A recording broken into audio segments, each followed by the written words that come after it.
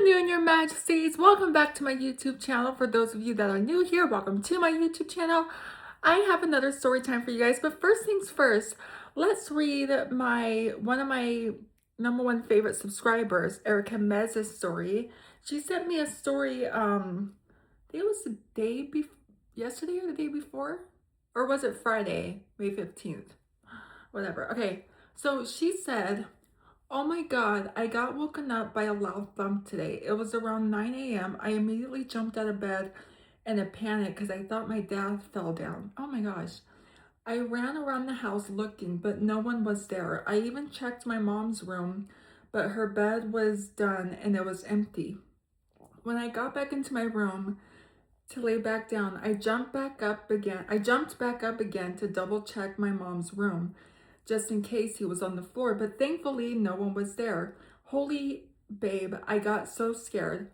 Babe, WTF, I just called my mom to see if she's okay and told her what happened. She was like, that's weird. She was like, that was weird. I woke up around 10 and left the house around 10:30. I feel so damn confused.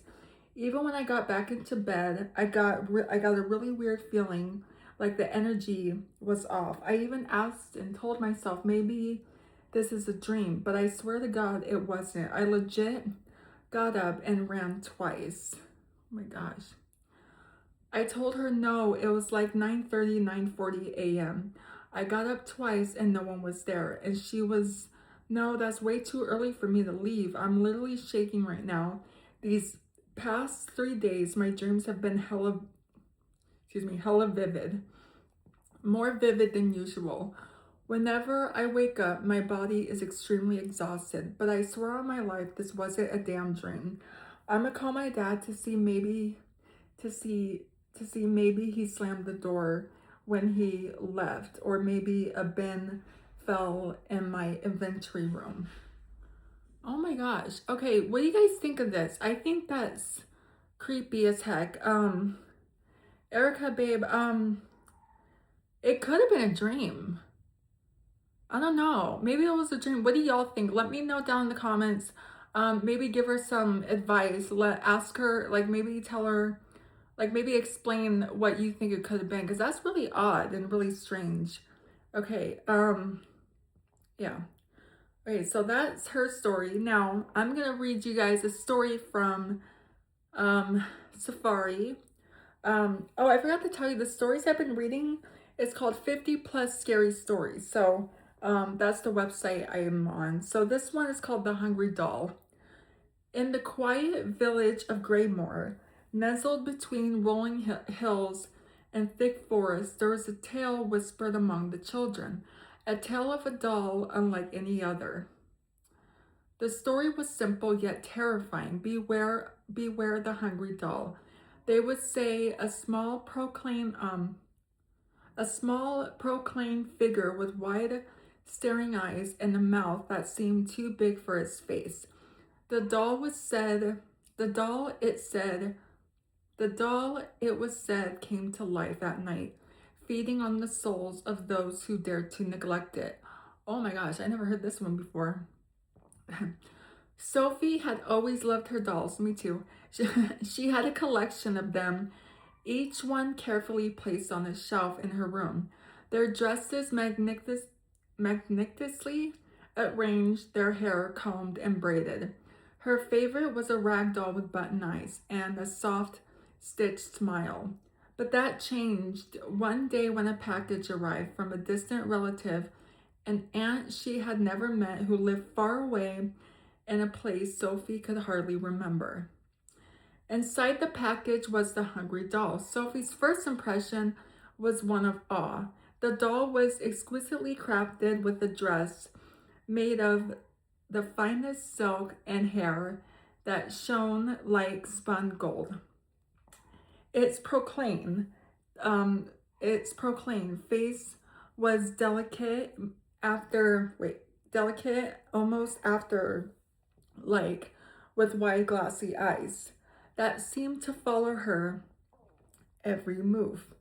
But there was something unsettling about its mouth. It was slightly open, revealing teeth that seemed too sharp, too real. Oh my gosh. Sophie's mother, Sophie's mother, charmed by the doll's beauty, placed on the shelf with the others. Sophie, however, couldn't shake the feeling that there was something wrong with the doll. She would catch its eyes staring at her, even when she wasn't looking directly at it. At night, the feeling intensified, as if the doll was watching her, waiting. Waiting for what? The first night after the hungry doll arrived, Sophie was woken by a faint scratching sound like tiny claws scraping against wood. God dang my hair. she was she sat up in bed, her heart pounding, but the room was silent. She looked over at her shelf where her dolls sat in a neat row. The hungry doll in the center, its wide eyes gleaming in the dim of the light. She told herself it was just her imagination, and eventually she fell back asleep. But the next morning, something was different. Her favorite rag doll had been moved. It was no longer sitting upright with the others, but was instead slumped over, its button eyes facing the wall as if it had been deliberately turned away from the hungry doll. Sophie frowned, but her mother dismissed it, saying it must have fallen over during the night. But Sophie knew her dolls never moved on their own. See, that's one thing with parents. Like, they never believe their kids. Like, believe your kids for once. Jeez. Okay, the scratching sounds continued every night, growing louder and more insistent. Sophie began to dread the nights, lying awake in bed, clutching her blankets tightly as the sounds crept through the darkness. She started to notice other changes too. Her dolls were often found in different positions, their faces turned away from the hungry doll, as if they were trying to escape its glaze.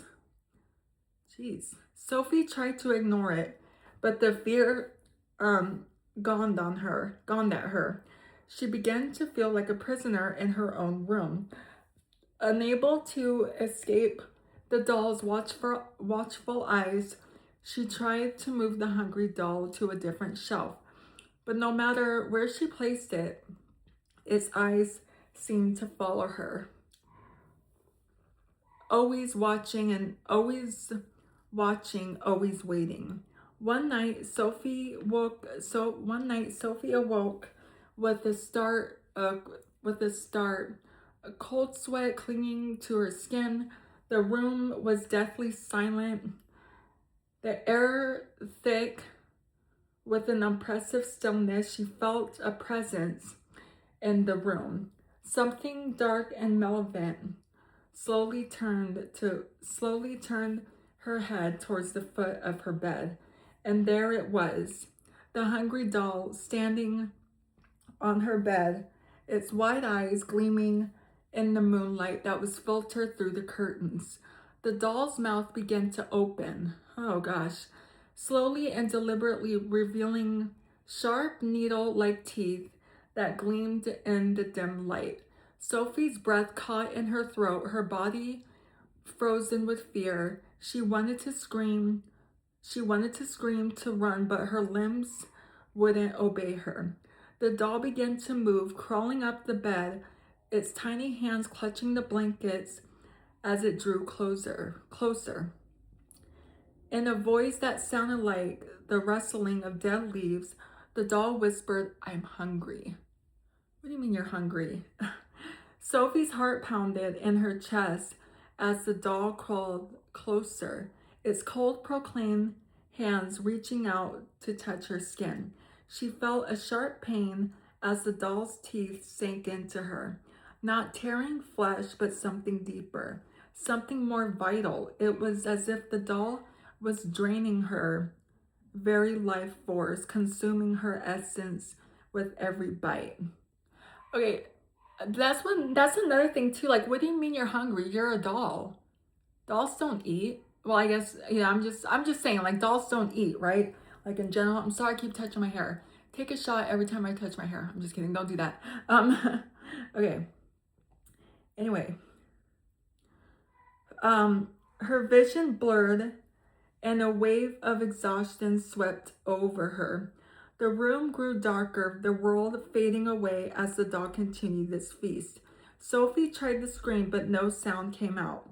The last thing she saw was the doll's wide, staring eyes filled with an unstable hunger. When morning came, Sophie's parents found her lying in bed, pale and lifeless. Her skin cold to the touch, the hungry doll sat on her chest, its eyes dull, its mouth closed, the sharp teeth hidden once more. The doll was placed back on the shelf, a strange, heavy silence settling over the room. The villagers whispered about Sophie's death, but no one dared to speak of the hungry doll. It remained on the shelf, its once vibrant eyes now dark as if stated for the time being, but the villagers knew the truth. The doll was always hungry, always waiting. And so the children of Greymoor were warned to take care of their toys, to cherish them and keep them close. Cherish them and keep them close.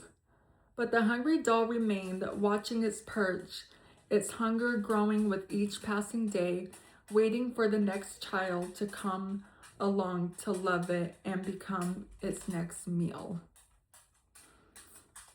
Wow, I have never heard that story before. That is creepy, but also really cool because I like scary stuff. But what do you guys think of that story? Let me know down in the comments if you heard of that. But that's going to be it for today's video. So if you're new here, hi, I'm Princess Peyton. Hit the red button to become your majesty and hit the bell notification so you're notified every time I upload a video. And I love you guys so much. You guys are the best human beings ever made. And you're the king of my heart in the song lyrics to Taylor Swift. And I will see you guys in my next video. Okay, love you. Bye. Mwah.